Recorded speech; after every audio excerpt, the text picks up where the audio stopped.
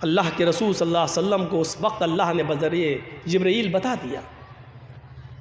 जैसे ही ऊँट ने आपने हाथ फेरा, ऊँट ने अपना सर नबी के सीने से लगा दिया, रोना शुरू कर दिया।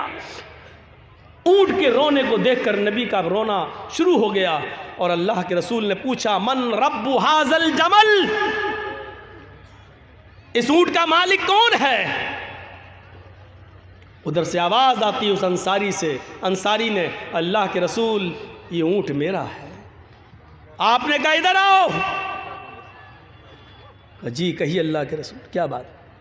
इस ऊँट ने अभी मुझसे ये शिकायत की है कि अय अल्लाह के रसूल, मेरा मालिक बहुत जालिम है, मैं बहुत कमज़ोर हो चुका हूँ, बूढ़ा हो चुका हूँ, मेरे ऊपर ये ज़रूरत से ज़्यादा और मेरी ताकत से ज़्यादा बोझ मेरे ऊपर लाद देता है, मुझसे मेरी ताकत से ज़्यादा काम लेता है और काम लेने के बावजूद मुझे पेट भर के खाना नहीं खिलाता है।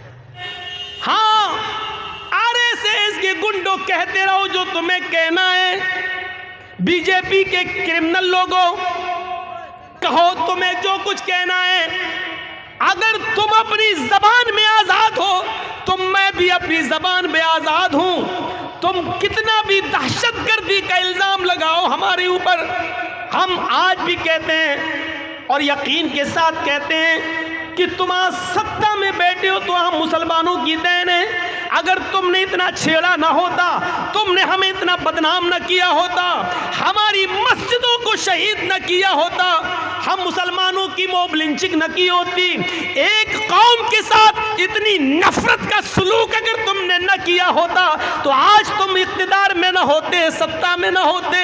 राम का नाम लेकर जिस कुर्सी पर तुम बैठे हो, आज रामचंद्र जी की आत्मा भी तुम्हें कोस रही होगी, आज तुम्हें गालियां दे रही होगी, आज तुम्हें बुरा भला कह रही होगी कि आए कम बख्त हो, आए नालायक हो, मुझे क्यों रुस्वा कर रहे हो? मैंने कब मुसलमानों के खिलाफ नफरत भरे जुमले कहने की इजाजत तुम्हें दी? कब हमने हमारा नाम लेकर मॉब लिंचिंग की तुम्हें परमिशन दी है? तुम क्यों हमें रुस्वा कर रहे हो? अल्लाह की कसम खाकर कहता हूं, रामचंद्र जी की आत्मा अगर जिंदा है और आत्मा है तो वो आज मोदी को भी गाली दे रही होगी, योगी को भी गाली दे रही होगी। ये जुमले नहीं आनी चाहिए यूट्यूब में, और जिस चैनल वाले ने ये जुमले डाले उसी पर हम कंप्लेन करेंगे। मुझे मालूम है कि इसी जुमले को डालकर तुम्हारी कमाई होगी, लेकिन हमारे लिए मुसीबत खड़ी मत करना। हम हैं तो तुम्हारी रोजी रोटी भी चलेगी। देखना है कितने वफादार हो तुम। तो सोचिए, ये सूरत हाल है हमारी आज। क्या दर्स है हमारा, क्या सबक हमें इस्लाम दे रहा है और हम क्या कर रहे हैं? हम नहीं हैं दहशतगर्द। जिस इस्लाम ने एक इंसान के कत्ल को पूरी मानवता और इंसानियत का कत्ल कहा हो, वो दहशतगर्द कैसे हो सकता है? मन कतल नफ्सन बिगैरि नफ्सिन औ फसादिन फकअन्नमा कतल अन्नास जमीआ। जिसने किसी एक नफ्स को, एक इंसान को कत्ल किया, एक मनुष्य को और एक इंसान को, हिंदू नहीं, मुसलमान नहीं, सिख नहीं, ईसाई नहीं, किसी को भी एक नफ्स को, एक मनुष्य को जिसने कत्ल कर दिया बगैर किसी जुर्म के और बगैर किसी फसाद के, हमारा कुरान कहता है फ़क़तल अन्नास जमीआ फ़कअन्नमा क़तल अन्नास जमीआ। वो एक मनुष्य का कातिल नहीं, एक इंसान का कातिल नहीं, वो पूरी मानवता का, पूरी इंसानियत का कातिल है, पूरी दुनिया की इंसानियत का कातिल है। सुनो आरएसएस वालों, सुनो बीजेपी के गुंडों, सुनो, एक मनुष्य के कत्ल को पूरी मानवता और पूरी इंसानियत का कत्ल कह रहा हमारा कुरान। क्यों रुस्वा कर रहे हो? तुम्हें सत्ता तो मिल जाएगी, लेकिन रामचंद्र जी की आत्मा की कोस से और उसकी बद्दुआ से, उनके शाप से तुम नहीं बच सकोगे। सुनो एक इंसान के कत्ल को पूरी इंसानियत, एक मनुष्य के कत्ल को पूरी मानवता का कत्ल, एक इंसान के कत्ल को पूरी इंसानियत, पूरी दुनिया का कत्ल कह रहा हमारा कुरान। इससे बड़ा सामाजिक धर्म और इससे बड़ा इंसानियत का अलंबरदार धर्म कहाँ मिलेगा? वो मजहब जो ये कहता है कि एक औरत ने बिल्ली को बांध दिया और 3 दिन तक भूखा प्यासा रखा और उसको न छोड़ा न खाना ही दिया और वो भूखी प्यासी मर गई, जिस पर हमारे नबी का फरमान ये है कि एक बिल्ली को भूखा प्यासा बांध कर मारने वाली औरत जब मरती है तो अल्लाह ताला ने जन्नत की खुशबू उस औरत पर हराम कर दी है और वो औरत जहन्नम की मुस्तहिक बन जाती है। एक बिल्ली पर जुल्म करने वाली को हमारा इस्लाम जहन्नम का हकदार बना रहा है, मुस्तहिक बना रहा है, उसके ऊपर जन्नत की खुशबू को हराम कर रहा है। जो बिल्लियों के साथ, कीड़े मकोड़ों के साथ, जानवरों के साथ ये बर्ताव कर रहा हो, जो मजहब, वो दहशतगर्द कैसे हो सकता है, वो फसादी कैसे हो सकता है, वो आतंकवाद की शिक्षा देने वाला कैसा हो सकता है? वो औरत जो अपना जिस्म बेचती है, वो औरत जिसको तवाइफ कहा जाता है हमारे समाज में, हमारी सोसाइटी में, वो औरत जिसको बुरी नज़र से देखा जाता है हमारे समाज में, हमारी सोसाइटी में, जो पैसा लेकर अपना जिस्म बेचती है, वो औरत जिसको गंदी नज़र से देखा जाता है हमारे समाज, हमारी सोसाइटी में, लेकिन वही औरत रास्ते में अपने कस्टमर ढूंढने के लिए जाती है, पैसा लेकर जिस्म बेचने के लिए जाती है, लेकिन रास्ते में ज़बान निकाले हुए प्यास से तड़पते हुए कुत्ते को देखती है तो अपना दुपट्टा कुएं में डालकर और उस प्यासे कुत्ते को निचोड़कर पानी पिला देती है। उस रब की रहमत जोश में आती है। अल्लाह के नबी फरमाते हैं अल्लाह ताला को उस तवाइफ की, उस बदचलन की, उस फाहिशा की ये नेकी भी, यादा भी इतनी पसंद आई कि इस औरत को इसी नेकी की वजह से उसने जहन्नम से आज़ादी दे दी और उस औरत को जन्नत का मुस्तहिक बना दिया। एक बिल्ली को बांध कर मारने वाली जहन्नम में और तवाइफ होकर, बदचलन होकर एक कुत्ते को पानी पिला देने वाली औरत पर जहन्नम हराम कर दी और उसको जन्नत के अंदर दाखिल कर दिया। सोचो मीडिया वालों, ये खूबियाँ भी कभी कभी लिख दिया करो, इस्लाम की ये सच्चाई भी बयान कर दिया करो, शायद राम की आत्मा खुश हो जाए और तुम्हारे लिए कुछ अच्छा सोच ले। सोचो तो मीडिया वालों, कम से कम मरने के बाद तुम कुत्ता और बिल्ली और चूहा तो नहीं बनो, फिर दोबारा मनुष्य और इंसान बनकर पैदा हो जाओ। ये भी तो कम से कम बयान कर दिया करो, ये भी तो लिख दिया करो जो इस्लाम हमें ये तालीम देता है। हाँ, उस अबू सईद खुदरी के बारे में सुनो। वो अबू सईद खुदरी जो अल्लाह के नबी की लेटरीन, क़ज़ाए हाजत का लोटा बंदना पकड़े हुए हैं और जंगल में चले जा रहे हैं। अल्लाह के नबी ने कहा लाओ अब ये लोटा मुझे दे दो, अब ये बर्तन मुझे दे दो और तुम यहीं बैठ जाओ, मैं जंगल में जाता हूँ और लेटरीन से क़ज़ाए हाजत से फारिग होकर आता हूँ। अल्लाह के नबी बर्तन लेकर चले गए, इतनी दूर निकल गए कि किसी की नज़रों में के सामने ना आए और 2 दरख्तों की आड़ में क़ज़ाए हाजत से फरागत हासिल करने लगे। इधर अबू सईद खुदरी जिस पेड़ के नीचे बैठे हैं उस पेड़ के ऊपर चिड़िया का एक घोंसला है और उसके 2 छोटे छोटे बच्चे चींची कर रहे हैं। अबू सईद खुदरी उस पेड़ पर चढ़ते हैं और चिड़िया के वो 2 छोटे छोटे बच्चे उनको बहुत खूबसूरत लगते हैं। उन 2 छोटे छोटे बच्चों को ले लेते हैं और अपनी मुट्ठी में लेकर नीचे उतर जाते हैं। थोड़ी देर के बाद चिड़िया आती है, चिड़िया घोंसले में देखती है कि मेरे बच्चे नहीं हैं, लेकिन बच्चे चींची कर रहे हैं। चिड़िया के कानों में पेड़ के नीचे बैठे हुए अबू सईद खुदरी के हाथों में बच्चे नजर आ जाते हैं। चिड़िया अपने मुंह का दाना फेंकती है और चींची करते हुए नीचे आती है और वो चिड़िया अबू सईद खुदरी के सर पे अपने पर मार रही है, गोया कि वो अपने बच्चों को लेना चाहती है कि अबू सईद मेरे बच्चों को मेरे हवाले कर दो। गोया कि वो अपने परों से ये कह रही हो। उधर से अल्लाह के रसूल लेटरीन से फारिग होके आ रहे हैं, देखते हैं कि चिड़िया अपना पर मार रही है और अपने बच्चे लेना चाहती है और इधर अबू सईद खुदरी उन बच्चों को छोड़ने के लिए तैयार नहीं है। ये मंजर देखकर रहमतुल लिल आलमीन की आंखों में आंसू आ जाते हैं और कहते हैं अबू सईद इस चिड़िया की दास्तान तुम नहीं समझ रहे हो, ये चिड़िया तुम्हारे तुम्हारे सर के ऊपर उड़कर गर्दिश कर रही है, तवाफ कर रही है, पर मार रही है, ये तुमसे अपने बच्चे मांग रही है। जिस तरह हमें अपने बच्चों से प्यार होता है, हमें अपने बच्चों से मोहब्बत होती है, इन परिंदों को भी अपने बच्चों से मोहब्बत होती है। अबू सईद, तुम इनके बच्चे वापस कर दो। उस चिड़िया का एक बच्चा छोड़ते हैं। अबू सईद, चिड़िया झट से अपनी चोंच से उस बच्चे को पकड़ती है और उड़ती हुई घोंसले में रख देती है और फिर दूसरा बच्चा लेने आती है। अबू सईद ने दूसरा बच्चा छोड़ा, वो चिड़िया ने चोंच से दबाया और फिर दूसरी अपने बच्चे को भी उसी घोंसले में ले गई।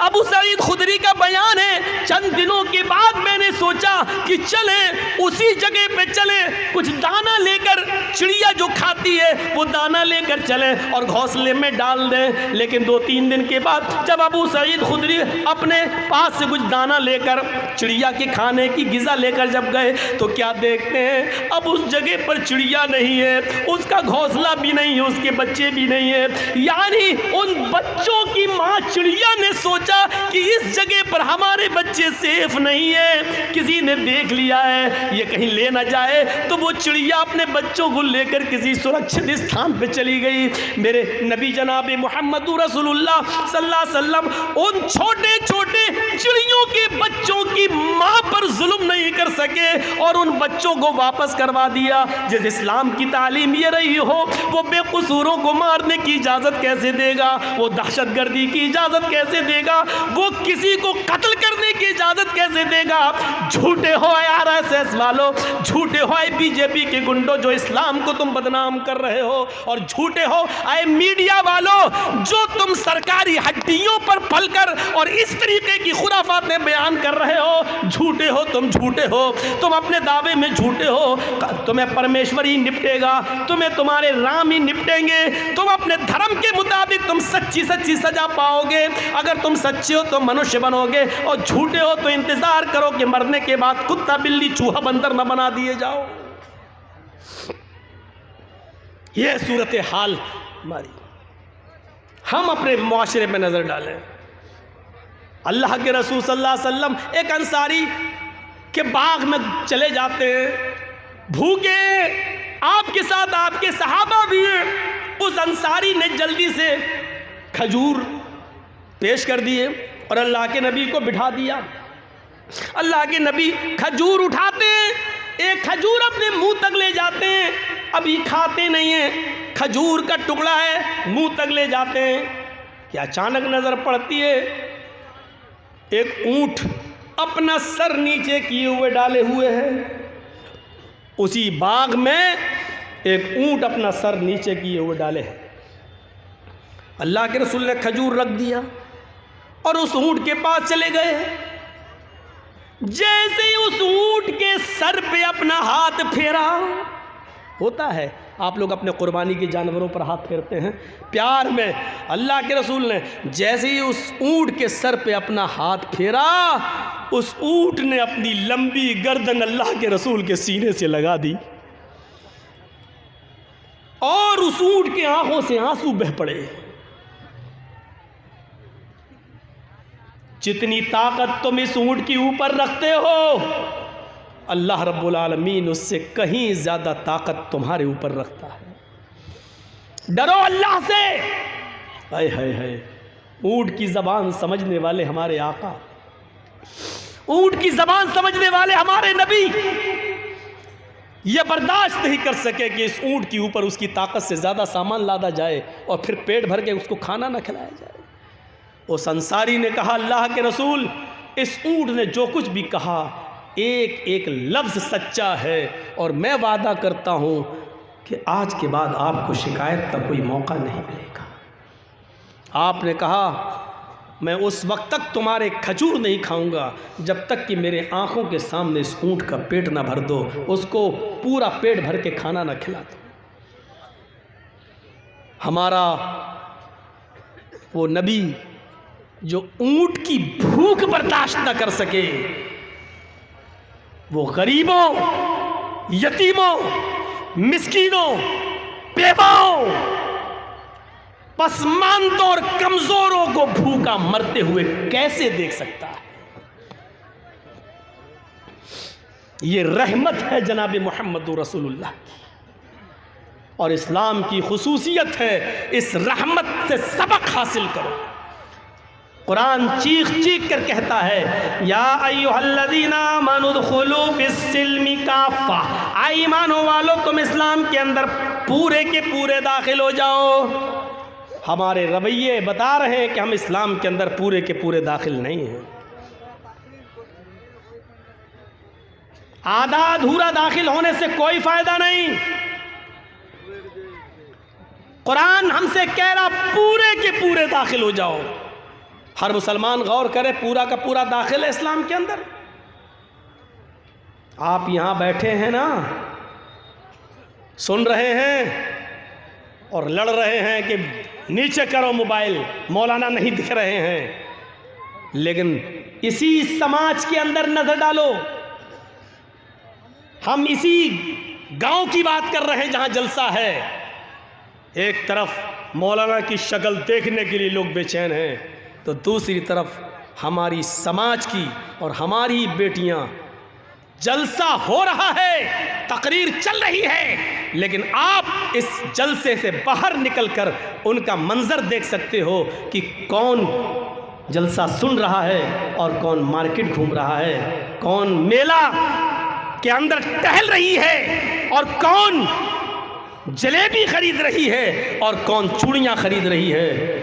और आप इसी जलसे में ऐसे नौजवानों को भी देखोगे जो जलसे से दूर फ़ोन पर, मोबाइल पर बात करके मिलने का जगह और वक्त भी मुतय्यन करके आए हैं, और आज जाकर देख लो बाहर तो ऐसा लगेगा आपको जैसे कुतिया के पीछे 10-10 कुत्ते लगे हुए। मौलवी जर्जीस बदनाम है कि मिसाल खरी देता है। मैंने उस घूमने वाली लड़की को कुतिया कहा है और उसके पीछे घूमने वालों को कुत्ता कहा है। तुम्हें जो करना हो कर लो, मेरा चाहो क्या करोगे।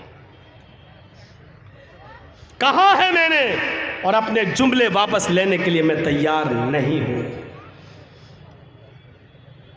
अगर तुम्हें अपनी बेटियों को कुतिया सिफत होने से बचाना है तो उनकी निगरानी करो, और तुम्हें कुत्ता बनने से रुकना है तो उनका पीछा करना छोड़ो। कहूंगा मैं,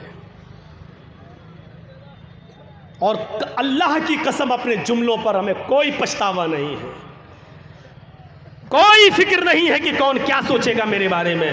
हर इंसान अपनी सोच में आज़ाद है, सोच में भी आज़ाद है, सोच सकता है जो कुछ सोचना हो उसको। एक तरफ हाल यह है कि लोग कुरान और हदीस सुनने के लिए बेचैन हैं, चैनल वालों से लड़ने के लिए तैयार हैं, तो दूसरी तरफ ये मंजर भी है, हमें अपनी सोच बदलना पड़ेगी। इस्लाम के नियम और कानून को पूरी तरीके से फॉलो करना पड़ेगा, चाहे हमारी समझ में आए या ना आए। हमें इस्लाम के अंदर पूरा का पूरा दाखिल होना पड़ेगा।